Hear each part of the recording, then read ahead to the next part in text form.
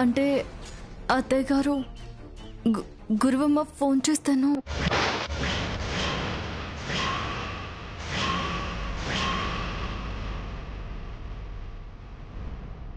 ఏంటి, గురువమ్మ ఫోన్ చేసిందా? అవును మామయ్య గారు, ఫోన్ చేసింది. రూపారాణి విషం తాగింది అని ఫోన్ చేసింది.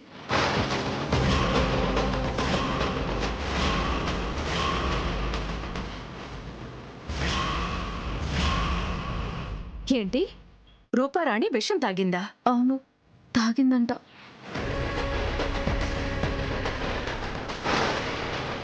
ఆ విషయం చెప్పి మిమ్మల్ని అందరినీ టెన్షన్ పెట్టడం ఎందుకని ఎవరికి చెప్పకుండా వెళ్ళాను. ఎలా ఉంది రూపారానికి? ప్రస్తుతం బాగానే ఉంది మామయ్య గారు. పైగా తన విషం తాగింది ఇప్పుడు కాదంట, ఎప్పుడో అంట. ఎప్పుడో విషం తాగిందన్న విషయం ఇప్పుడు నాకు చెప్పి మళ్ళీ నా చేత పాట పాడించాలని చూస్తుంది గురువమ్మ.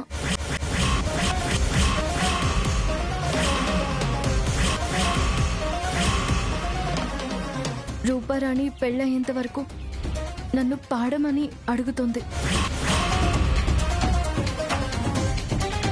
ఏం చెప్పావు నువ్వు? పాడను అని చెప్పాను అత్తయ్య గారు.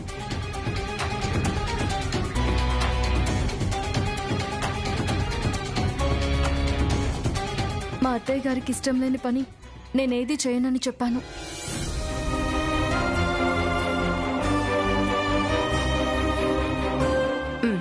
బాగా చెప్పావమ్మా. ఇంకోసారి ఫోన్ కూడా చేయొద్దని చెప్పాల్సింది. చెప్పాను మామయ్య గారు, ఇంకెప్పుడు ఫోన్ చేయొద్దని కూడా చెప్పాను.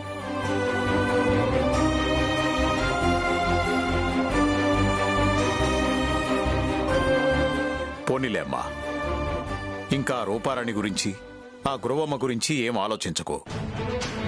నీ గురించి, నీ జీవితం గురించి, నీ కెరీర్ గురించి మాత్రమే ఆలోచించు. అలాగే మామయ్య గారు. వెళ్ళమ్మా, ఇంకా లోపలికెళ్ళు.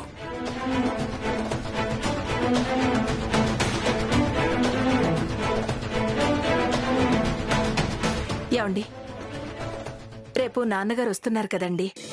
రాగానే మంచి ముహూర్తం చూసి ఆ ముచ్చట కూడా కానిచ్చేశామంటే మన బాధ్యత తీరిపోతుంది. సరే.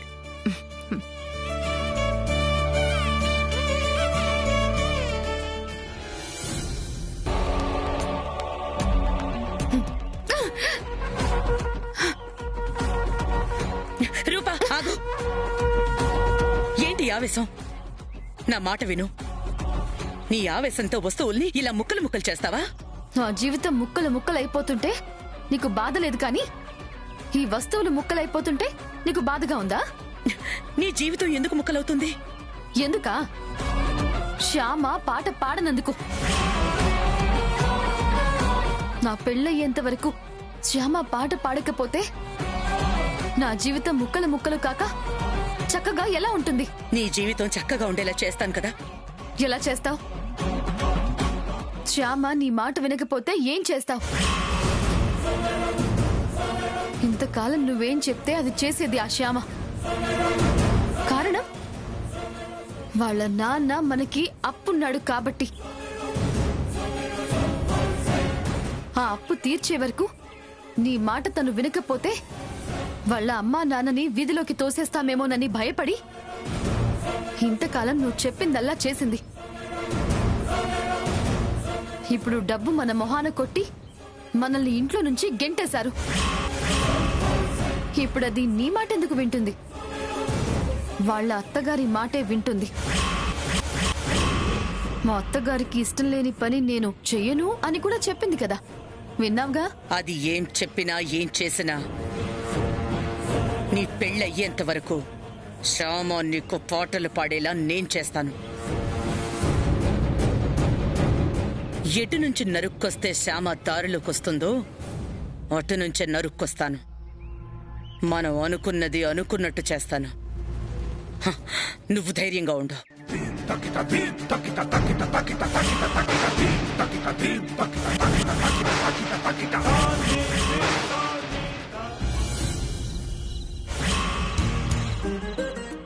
అవునా? గురువు గారొచ్చి శ్యామ చేత వట సావిత్రి వ్రతం చేయించారా? అవును నాన్నగారు. చాలా మంచి పని చేయించారమ్మా గురువుగారు. ఆనాడు సావిత్రి తన భర్తను కాపాడుకున్నట్టుగా శ్యామ కూడా కాపాడుకుందన్నమాట. అవును మావయ్య గారు, చాలా కష్టపడి నిష్ఠగా వ్రతాన్ని పూర్తి చేసింది. చాలా సంతోషం అల్లుడు గారు. శ్యామ ఎక్కడా? శ్యామ వాళ్ళ నాన్నగారికి యాక్సిడెంట్ అయింది మావయ్య గారు. అయ్యో పాపం, ఎలా ఉన్నాడాయన? ఉదయం వెళ్లి చూసొచ్చా మావయ్య గారు. బాగానే కోలుకున్నారు. ఈరోజు ఆయన్ని డిశ్చార్జ్ చేశారు. శ్యామ, అఖిల్ ఆయన్ని దించి రావడానికి వాళ్ళ ఊరు వెళ్లారు. సాయంత్రానికి వచ్చేస్తారు. వాళ్ళు రాగానే వాళ్ళ శోభనం ఏర్పాటు చేద్దాం నాన్నగారు. మంచి ముహూర్తం చూడండి. అలాగే అమ్మా, శోభనం ముహూర్తం పెట్టబోయే ముందు మరో కార్యక్రమం జరిపించాలి. ఏం కార్యక్రమం నాన్నగారు? అగ్ని సాక్షిగా సప్తపది జరిపించి వాళ్ళ చేత అగ్ని ప్రదక్షిణ చేయించాలి. ఆ కార్యక్రమం పెళ్ళప్పుడు చేయించాం కదా మావయ్య గారు. అయినా మళ్ళీ చేయించాలి. పెళ్ళైన సంవత్సరంలోపు ఏ కారణం చేతనైనా శోభనం జరక్కపోతే మరొకసారి అగ్నిసాక్షిగా సప్తపది జరిపించి ఆ తరువాత శోభనానికి ముహూర్తం పెడితే మంచిది. అలా చేస్తే ఆ దంపతులు జీవితాంతం సుఖ సంతోషాలతో హాయిగా ఉంటారు. అయితే వెంటనే ఆ కార్యక్రమం జరిపించాలి నాన్నగారు. రేపు పంచమి, సోమవారం, చాలా మంచి రోజు. రేపే ఆ కార్యక్రమం జరిపిద్దాం.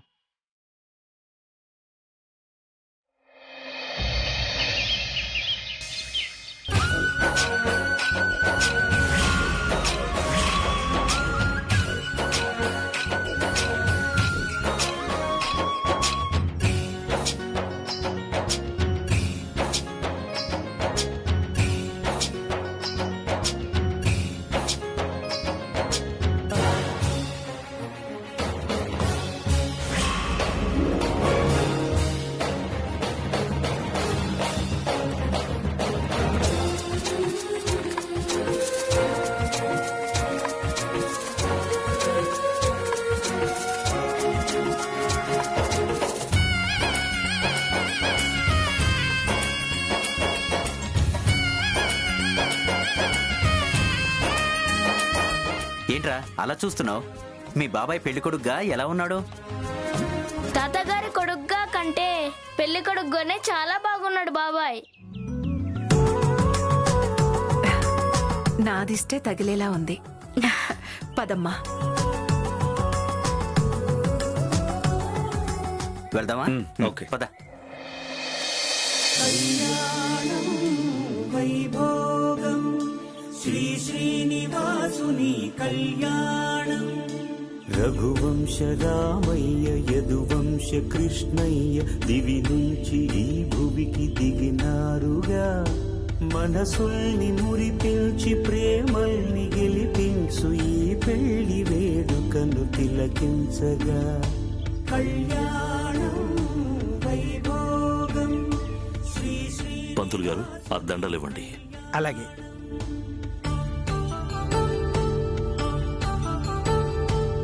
తీసుకోండి. తీసుకోమ్మా. దండలు మార్చుకోండి బాబు. సుముహూర్తకాలే సూర్యాదీనాం నవానాం గ్రహాణాం అత్యంత అనుకూలతా ఫలసిద్ధిరస్తు. ఓం ధ్రువం తే రాజావరో ధ్రువం దేవో బృహస్పతి ధ్రువం తే ఇంద్రశ్చాగ్నిశ్చరాశ్రం ధారయతాం ధ్రువం. అలా కూర్చోండి బాబు. ఓం అయం ముహూర్తస్సు ముహూర్తోస్తు. శ్రీమన్మహాగణాధిపతే నమః. మహాలక్ష్మీదేవతాభ్యో నమః. కొలిచి చూపిందిగా కళ్యాణం.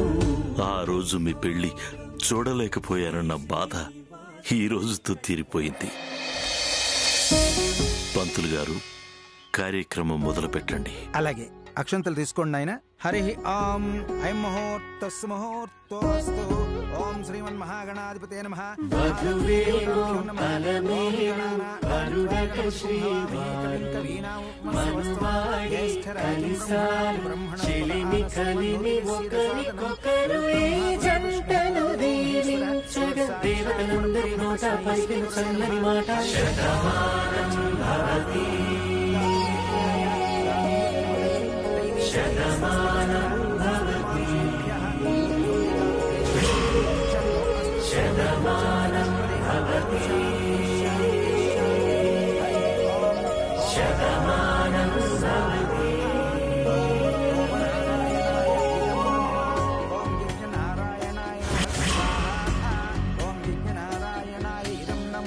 మీస కట్టు కుంకుమ బొట్టు కంచి పట్టు పంచే బాబు లేవండి. అల్లుకుంది అనుబంధము మమతలు ముడి వేస్తూ తను తన తాళి బొట్టు ఆమె తన ఆయువు పట్టు ఏకమైంది దాంపత్యము 7 అడుగులు వేస్తూ నాలో సగం నీవంటూ నీలో సగం నేనంటూ జనుమలు జత పడువలపుగ ఇరు మనసులకొక తలపుగ కలగలిసిన ఒక నాన్న అఖిల్ ఆ హోమాన్ని విష్ణు స్వరూపంగా భావించి ఒక్కొక్క అడుగులో ఒక్కొక్కరిని అర్థిస్తూ 7 అడుగులు వేయాలి. పెళ్లి కూతురి చిటికిన వేలు పట్టుకుని వేసే ఒక్కొక్క అడుగుకి ఒక్కొక్క అర్థం ఉంది. మొదటి అడుగు వేస్తూ విష్ణువు మనిద్దరినీ ఒకటి చేయుగాక అని కోరుకుంటారు. రెండో అడుగు వేస్తూ మా ఇద్దరికి శక్తి లభించుగాక అని కోరుకుంటారు. మూడవ అడుగు వేస్తూ వివాహ వ్రత సిద్ధి కోసం విష్ణువు అనుగ్రహించుగాక అని కోరుకుంటారు. నాలుగవ అడుగు వేస్తూ మనకి ఆనందం విష్ణువు కలిగించుగాక అని కోరుకుంటారు. ఐదవ అడుగు వేస్తూ మనకి పశు సంపద విష్ణువు కలిగించుగాక అని కోరుకుంటారు. ఆరవ అడుగు వేస్తూ 6 ఋతువులు మనకు శుభములిచుగాక అని కోరుకుంటారు. ఏడవ అడుగు వేస్తూ గృహస్థాశ్రమ ధర్మాలు నిర్వహించడానికి విష్ణువు అనుగ్రహించుగాక అని కోరుకుంటారు.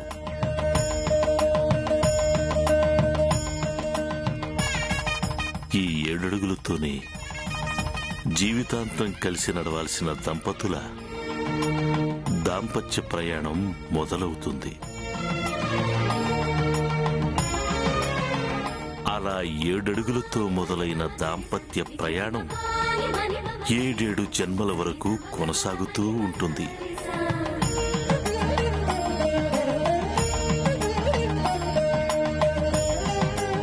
పంతులు గారు, అయ్యా కార్యక్రమం మొదలు పెట్టండి. అలాగే. ఓం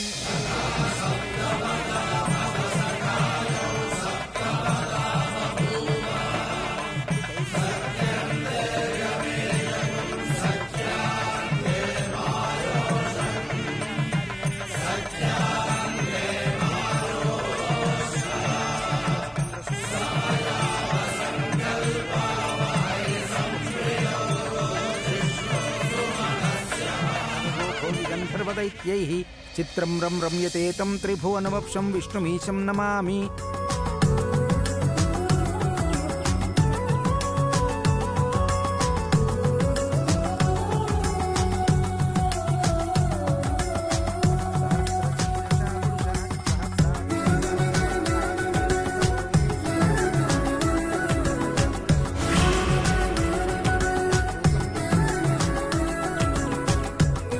బాబు రండి.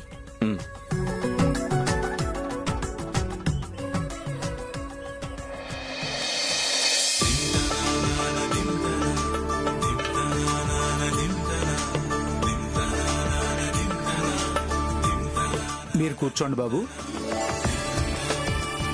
అమ్మాయి కుడికాలుతో తమలపాకును స్పృశించండి. ఓం శాంతాకారం భుజగ శయనం పద్మనాభం శ్రేషం విశ్వాధారం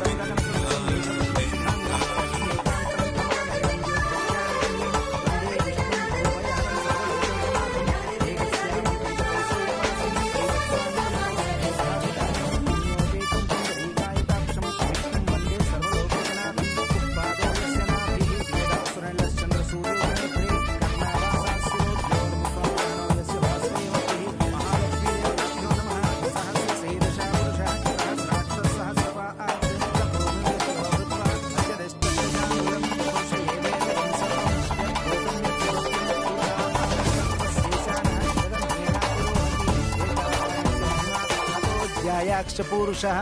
అమ్మా, మీ వారి కాళ్ళకి దండం పెట్టు.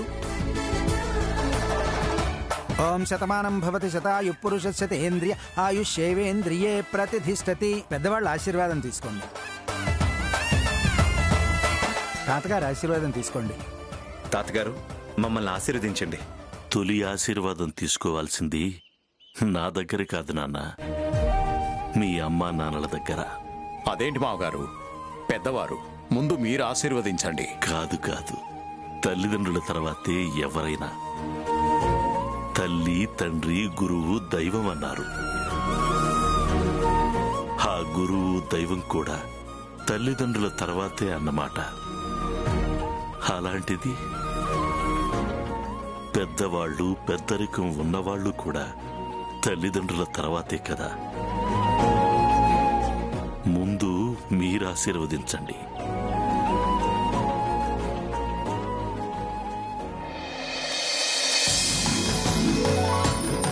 దీర్ఘ సుమంగళీ భవ. ఓం Shatamanam Bhavati శతాయు పురుషస్య తేంద్రియ ఆయుష్యేవేంద్రియే ప్రతిధిష్టతి.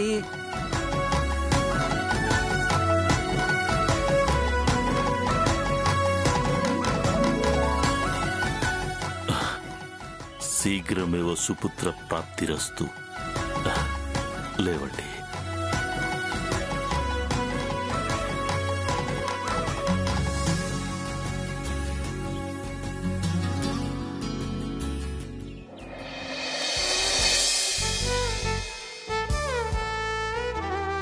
Mummy, mummy.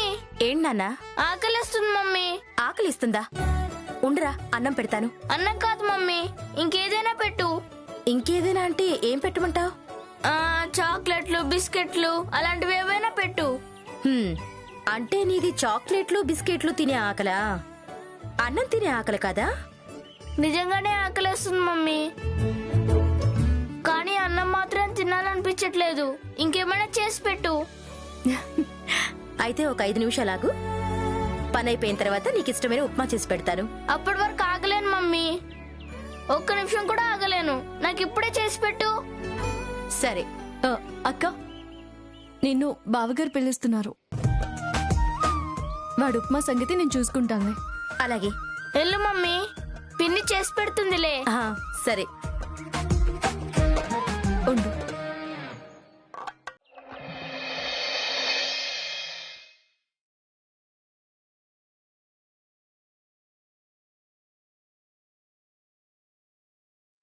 Thank you పిన్ని. నాకు థ్యాంక్స్ చెప్పకూడదు. మరేం చెప్పాలి? అసలేం చెప్పక్కర్లేదు. కావాలంటే ఒక ముద్దు పెట్టుకోవచ్చు. ఓకే.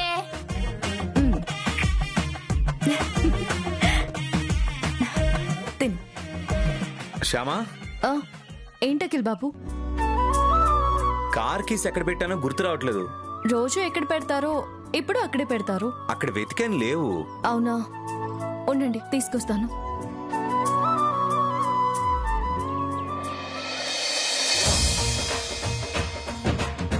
బాబాయ్, టిఫిన్ చేస్తావా? వద్దులే, నువ్వు తిను. ఎరా, ఉప్మా బాగుందా? ఇవిగోండి కీస్. ఏయ్, ఎక్కడున్నాయి? కార్ క్లీన్ చేయాలని చెప్పి డ్రైవర్ అడిగితే కీస్ అతనికి ఇచ్చారంట కదా. అవును కదా, సారీ, మర్చిపోయాను. Thank you so much. బాబాయ్, పిన్నికి థ్యాంక్స్ చెప్పకూడదు. మరి ఏమీ చెప్పకూడదు. కావాలంటే ముద్దు పెట్టుకోవచ్చు. ఆ,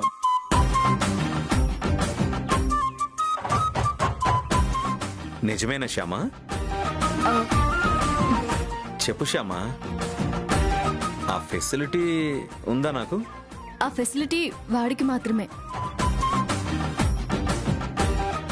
ఉప్మా చేసి పెట్టినందుకు వాడు నాకు థ్యాంక్స్ చెప్పాడు.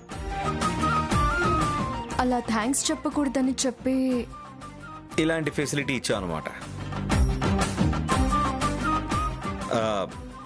మరి ఆ ఫెసిలిటీ మాకు కూడా ఇవ్వచ్చు కదా?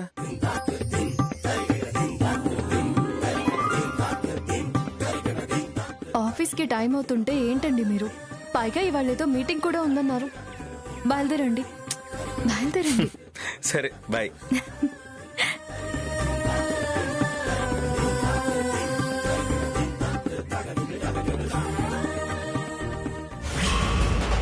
పిన్ని పిన్ని ఏంటన్నా, ఏమైంది? నువ్వు చేసిన ఉప్మాలో బొద్దింకొచ్చింది.